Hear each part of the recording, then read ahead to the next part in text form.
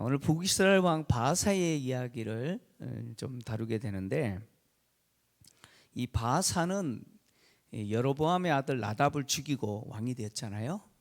그래서 아히야 선지자가 여로보암에게 예언했던 하나님의 심판의 예언이 이 바하사를 통해서 그대로 성취가 되었습니다.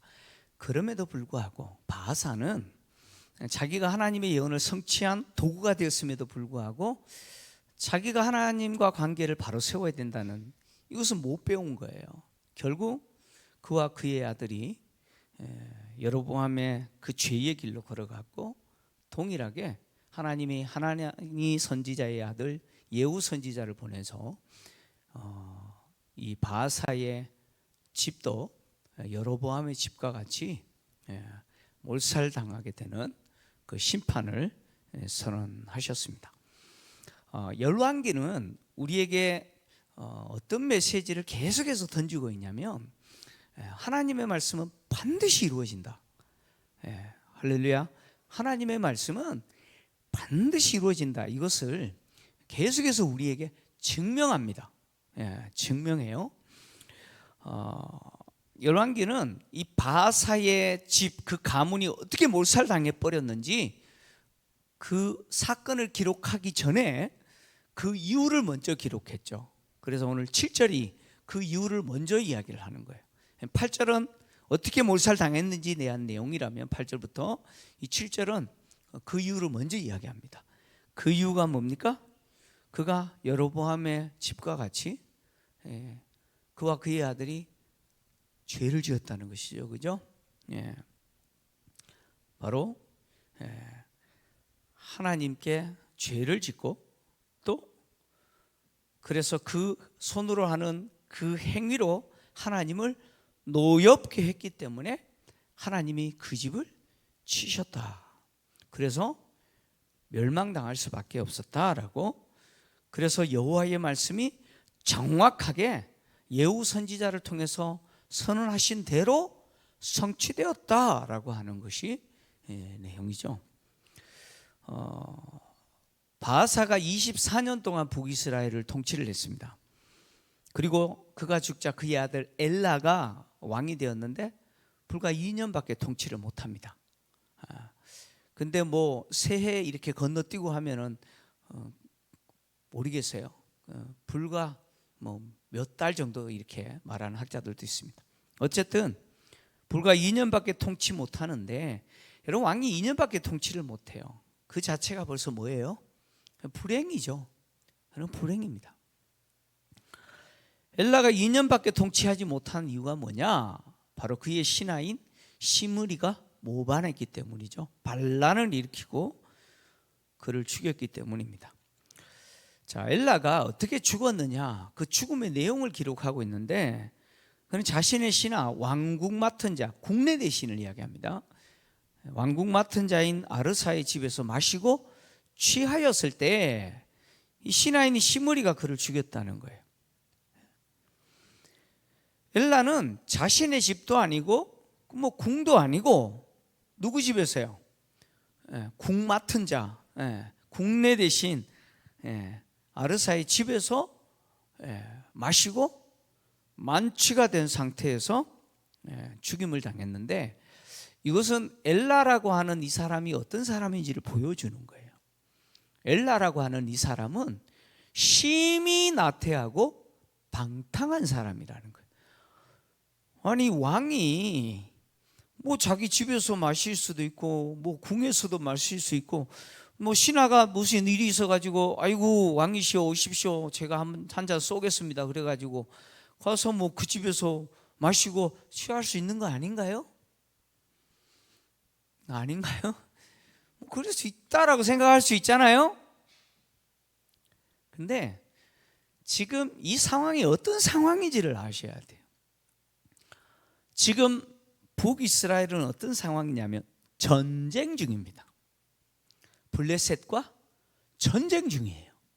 그래서 군대 장관 오므리가 북이스라엘 군대를 통솔해서 지금 블레셋과 전투 중입니다. 근데 그 전투 중에 국가의 운명이 걸린 전쟁 중에 왕이 뭘 해요? 신하의 집에 가서 뭐 하고 있어요? 마시고 취해 있어요. 왕이 전쟁터에 가야 되는 거 아니에요, 그죠? 최소한 가지 않아도 정신 바짝 차리고 있어야 되는 거 아니에요? 그런데 이 엘라는 신하의 집에서 마시고 취했습니다. 지금 국가가 지금 풍전등화, 이 전쟁의 결과에 따라서 지금 국가가 어떻게 될지 모르는 상황에서 왕이 이렇게 하고 있는 것은 이 엘라라고 하는 사람이 힘이 뭐예요? 나태한 사람이라는 거예요. 그리고 방탕한 사람이라. 결국 그의 나태와 방탕함이 신하 집에서 술을 취했고 결국 그 신하 시므리에게 살해당하게 되는 부끄러운 왕이 되고 말았습니다. 이 엘라를 살해한 신하 시므리는 성경에 뭐라고 표현하고 있냐면 병거 절반을 통솔하는 지휘관이라고 이야기합니다. 병거 절반을 통솔하는 지휘관이다라고 하는 소개를 통해서 이 북이스라엘 군대 조직 내에서 이 시므리라고 하는 사람은 군대 장관 오므리와 함께 군대 내에서 최고의 지도자, 지휘관 중에 한 사람이다라는 것을 이야기하죠. 그는 아마 지금 군대 장관인 오므리가 지금 블레셋과 전투 중에 있는데 후방에서 군수 물자나 식량을 조달해서 전쟁하는 병사들에게 지급하는 그 역할을 했던 것 같아요. 그죠? 아마 그 역할을 했던 것 같아요. 근데 지금 블레셋과 전쟁 중인 이 국가 상황임에도 불구하고 그리고 지금 전쟁하는 병사들을 위해서 군수 물자와 그리고 또 식량을 제공하고 공급하고 지급하는 이 매우 중요한 역할을 해야 될 이 사람이 전쟁에는 관심이 없고 어디에 관심이 있어요? 권력에 관심이 있어요. 시므리가 엘라 왕이 국내 대신 집에서 마시고 취하자 들어가서 그를 죽였다라고 하는 것은 호시탐탐 기회를 노리고 있었다는 거죠. 그러니까 이 시므리라고 하는 사람 역시 국가를 생각하는 사람이 아니고 자기의 권세를 생각하는 사람. 기회만 있으면 왕이 되려고 했던 사람이었다는 거예요. 그런데 마침내 뭐가요? 기회가 찾아온 것이죠. 근데 그 기회를 잡은 거예요. 그래서 엘라를 죽이고 왕이 됐어요. 왕이 되고 나서 어떻게 하느냐? 엘라에게 속한 모든 남자들을 다 죽입니다. 엘라에게 속한 모든 남자들을 죽이고 심지어 친족까지 죽여요. 왜 친족까지 죽이냐면 율법에는 누가 살해를 당하게 되면 그 친족들이 보수를 하게 돼 있어요. 그죠? 그래서 도피성 제도가 있잖아요. 그러니까 엘라가 살해를 당한 거 아니에요. 그렇다면 그 엘라의 친족들은 엘라를 살해한 이 시므리에 대해서 보수할 수 있는 자격이 있는 사람들이에요. 그러니까 이 시므리의 입장에서는 친족들이 살아있으면 안 되는 거예요. 살아있으면 안 되는 거예요. 왜? 그 친족들이 자기를 죽여도 정당하거든요. 그래서 친족들까지 다 제거해요. 친족들까지만 제거하는 게 아니에요. 심지어 엘라와 친분이 있는 친구들까지 다 제거해요. 왜요?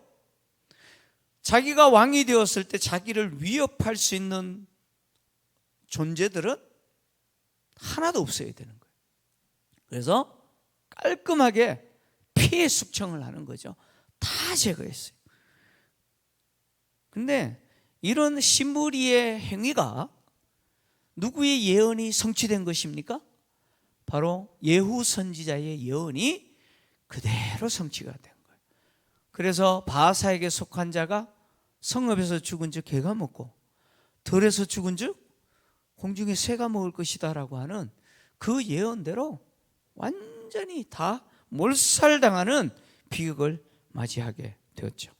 이것을 통해서 뭘 또 우리에게 이야기하느냐? 성경은 계속해서 강조해요. 여호와의 말씀은 그대로 성취가 되었다. 하나님의 말씀은 그대로 성취가 되었다. 시므리가 바하사의 집을 멸한 이 내용은 이 세 가지 포인트가 있어요. 이 세 가지 포인트가 있는데, 첫째 포인트는 뭐냐면 계속해서 제가 말씀드리잖아요. 하나님의 말씀은 반드시 이루어진다. 여기 포인트가 있어요. 그래서 시므리가 엘라와 그에게 속한 모든 자, 심지어 친족과 친구까지 다 학살한 이 사건의 하나님의 예언이 성취된 거다라고 이야기하는 거죠. 이건 뭘 이야기합니까? 우리에게 어떤 도전을 주는 겁니까? 하나님은 신뢰할 만한 분이에요, 아니에요?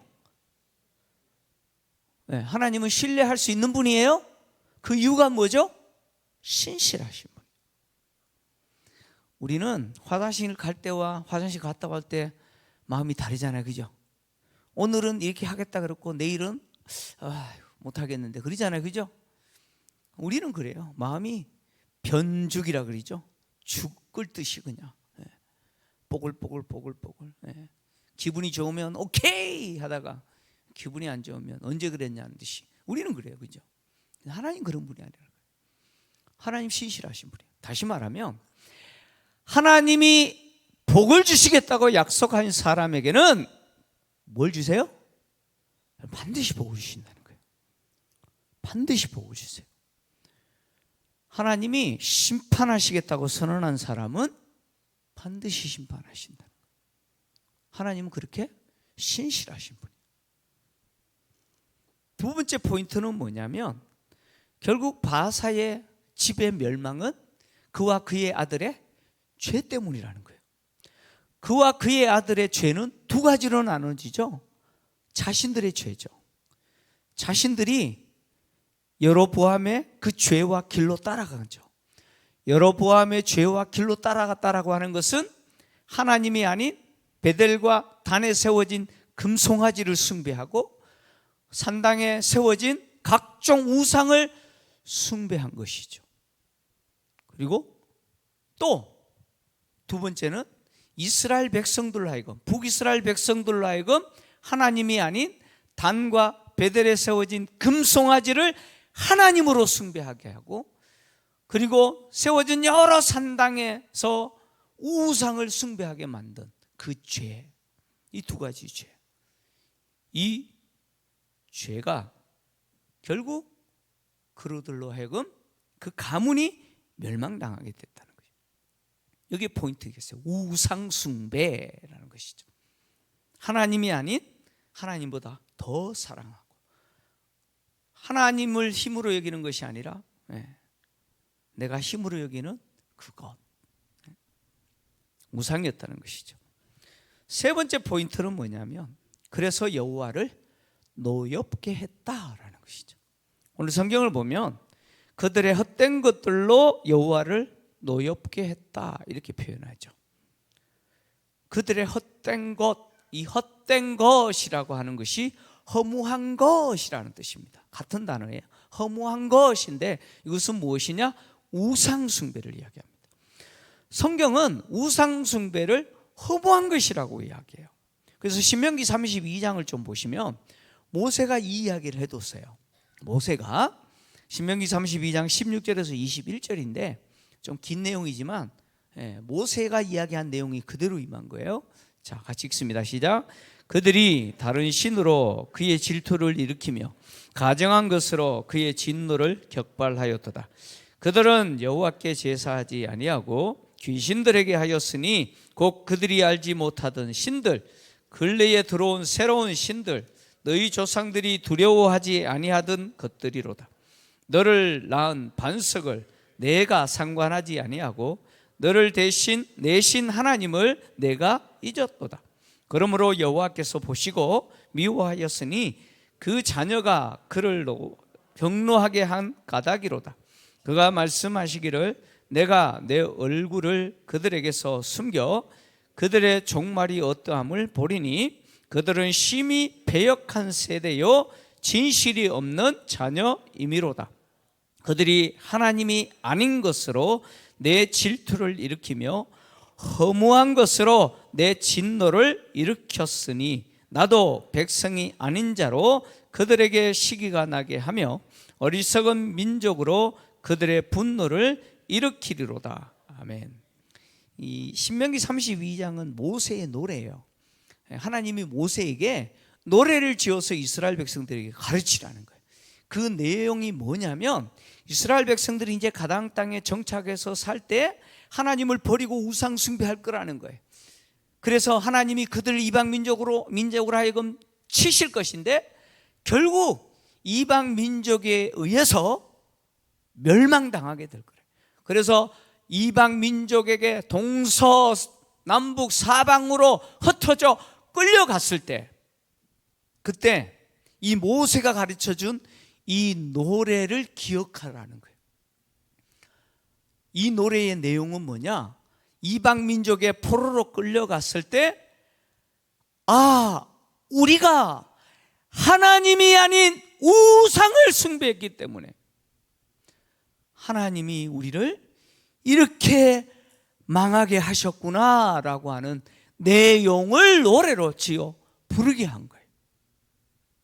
이 노래를 통해서 훗날에 포로가 되어 끌려갔을 때 이 노래의 가사가 자신들에게 그대로 이루어졌다는 사실을 알게 하시도록 이 노래를 지어 부르게 한 것이죠.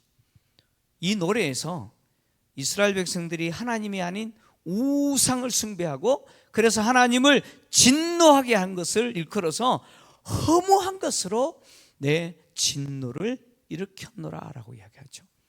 우상 숭배예요. 하나님은 당신이 받으셔야 될 그 영광을 우상에게 절대로 주지 않으세요. 하나님이 이사야서 선지자를 통해서 이것을 단호하게 선언하셨죠. 이사야서 42장 8절인데 같이 읽어보겠습니다. 시작.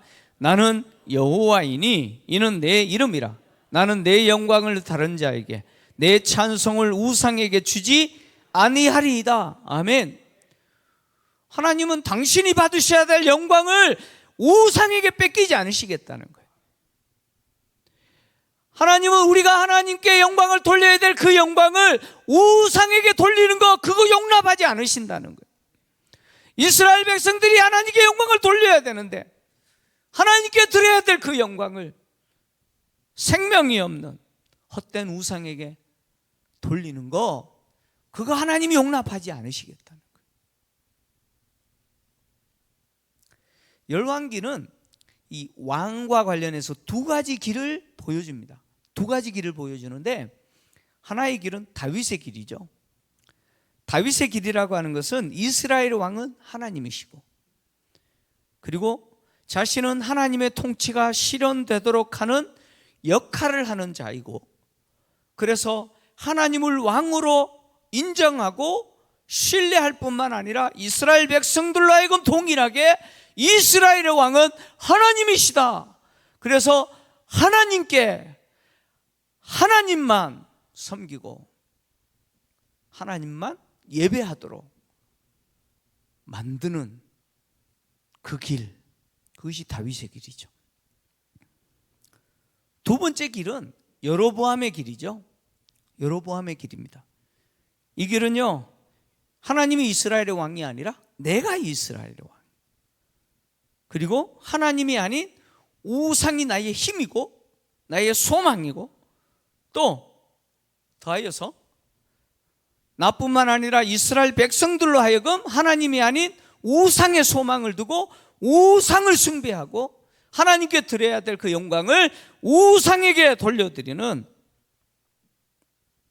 그 길을 걸어가는 바로 여로보암의 길이죠. 그래서 열왕기는 남유다 왕과 북이스라엘 왕을 평가할 때 이 둘 길 가운데 어느 길을 걸었느냐, 이걸 기준으로 평가하죠. 이 두 길 중에 한 길을 걷는 거예요. 우리도 마찬가지예요. 우리도 다윗의 길을 걷느냐 여로보암의 길을 걷느냐, 두 길 중에 하나를 걷는 자라는 거죠. 내가 하나님의 통치에 순종하고 하나님이 내 인생의 주인이시고 내 인생의 소망과 힘은 오직 하나님이시고 내가 찬양하고 경배할 대상은 오직 하나님뿐이시다.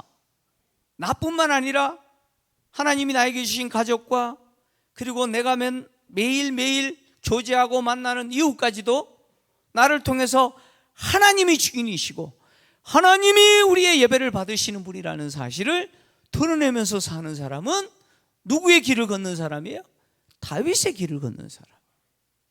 반대로 내 인생 내가 주인이고 하나님이 아닌 돈이나 세상 것이 나의 소망이고 나의 힘이고 그래서 하나님이 아닌 우상을 숭배하고 나와 가족과 그리고 내가 관계하는 동료, 이웃까지도 하나님이 아닌 우상에게 소망을 두게 만드는 사람은 다윗의 길이 아닌 여로보암의 길을 걷는 자라는 것이죠.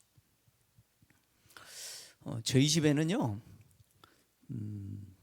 저를 포함해서 머스마가 3명 있어요. 머스마가 3명이 있는데 한 머스마는 지금 군대 가가지고 지금 운전 훈련 받고 있고요. 오랜만에 2 머스마가 저녁을 먹을 수 있는 시간이 생긴 거예요. 2명만 이제 저녁을 먹어야 되는 상황이 발생한 거예요.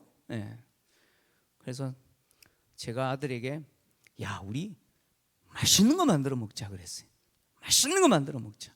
그래서 라면을 끓였습니다. 웃으시죠? 라면을 끓였는데 여러분 라면을 맛있게 끓이는 법이 있어요. 라면 봉지 뒤를 보시면 요리하는 방법이 있잖아요. 물 550리터에 이게 있어요. 보시면 나중에. 근데 라면을 끓이는데 2봉지를 끓이는 거예요. 2봉지를 끓이는데 2봉지를 끓이면 물을 얼마나 준비해야 돼요?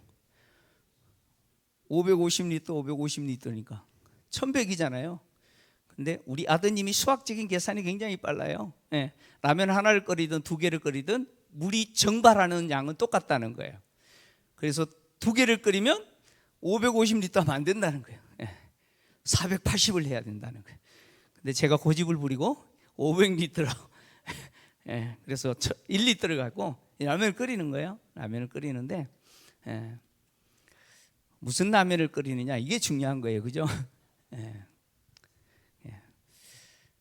참치 라면을 끓이는 거예요. 보니까 동원 참치 캔이 있는 거예요. 먼저 참치 캔을 붓고 물을 끓여요. 그러면 이제 건더기 스프를 넣고 건더기도 넣고 스프도 넣고 라면도 넣고 또 있어요. 대파를 썰어 넣어야 돼. 대파를 썰어 넣고요. 그게 2가지가 또 필요하죠. 뭐가 필요하냐? 계란이 필요해요. 계란이 필요해요. 자, 어쨌든 이렇게 라면을 이 참치 라면을 끓인 거예요. 참치 라면을 끓이면 기가 막혀요. 진짜 맛있어요. 어떤 일이 발생하냐면 라면을 다 먹고 나면 반드시 밥을 말아 먹게 되는 이 유혹이 생겨요. 밥을 말아 먹게 되는. 그래서 둘이서 밥까지 말아 먹는데 여러분 이제 공통적인 감탄사가 있잖아요. 그죠? 먹으면서 똑같아요. 감탄사 똑같아요. 우와, 이야, 우와, 기가 막히다. 뭐 둘이서 먹으면서 우와, 이야, 진짜 맛있다. 뭐 이렇게 먹으면서 밥까지 말아 먹고 먹었습니다. 그 이야기 하고 싶은 게 아니고 오랜만에 둘이서 이렇게 맛있는 라면을 끓여 먹으면서 이렇게 우와 우와 감탄사하고 있는데 아들 머스마가 저한테 그런 이야기를 해요. 아빠, 남자는 돈이 힘이야 라고 이야기하는 거예요. 남자는 뭐가 힘이라고요? 돈이 힘이라는 거예요. 왜냐하면 그렇게 말하는 이유가 있어요. 뭐 초등부 여러분 성경학교 또 필리핀 단기 선교까지 갔다 왔는데 이제 빈 시간에 뭘 하냐면 알바 하거든요. 알바. 알바를 하니까 돈이 이제 통장에 들어오잖아요. 이제 드디어 느끼기 시작하는 거예요. 내 통장에 돈이 쌓이니까 그게 우와, 이게 힘이네.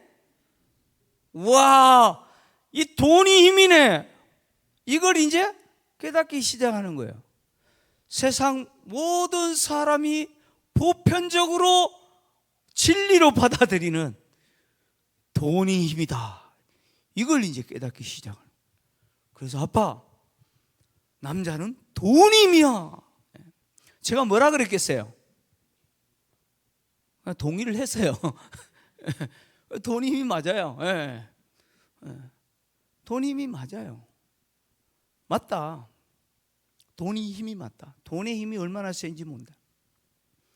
그래서 돈이 힘이기 때문에 세상 사람들은 그렇게 치열하게 돈을 가지려고 그렇게 사는 거다. 그렇게 사는 거다. 근데 제가 거기까지만 말하면 목사가 아니잖아요. 그죠? 제가 아들이 그렇게 이야기했어요. 아들아, 근데 남자의 진짜 힘은 뭔지 아니? 남자의 진짜 힘은 하나님이야. 별로 아멘을 안 하시네. 남자의 진짜 힘은 뭐라고요? 하나님이에요. 하나님. 저는 진지하게 이야기했는데 우리 머스마는 가볍게 듣는 것 같아요. 세상 사람들은 돈이 힘이기 때문에 그 돈을 가지기 위해서 진짜 치열하게 싸우고 그렇게 전쟁과 같이 살잖아요. 근데 돈을 힘으로 여기면서 살기 때문에 그 돈이 많으면 많은 대로, 없으면 없는 대로 힘든 거예요. 힘들어요. 돈이 힘이 아니고 힘들게 하는 것이죠. 너무너무 힘들게 하는 거죠. 있으면 잃어버릴까 염려하고, 없으면 없어서 힘들고. 세상 사람들은 그런 거예요. 그래서 돈을 잃어버리면 사람들이 어떻게 합니까? 낙심하고 어떤 경우는 삶을 포기하는 경우도 있지 않습니까? 왜요? 돈이 힘이기 때문에 그런 거예요. 힘을 돈에 두기 때문에, 세상 것에 두기 때문에 그런 거죠. 그것이 뭡니까? 그것이 우상이라는 거예요. 이 엘라의 바하사의 가문의 모습은 우리하고 상관없느냐? 아니에요. 하나님을 힘으로 삼고 우리가 살아야 되는데, 하나님이 내 삶의 소망이고 하나님이 내 인생의 주인으로 고백하면서 내가 살아야 되는데, 우리는 순간순간 하나님을 잊어버리고 무엇을 소망으로 삼아요?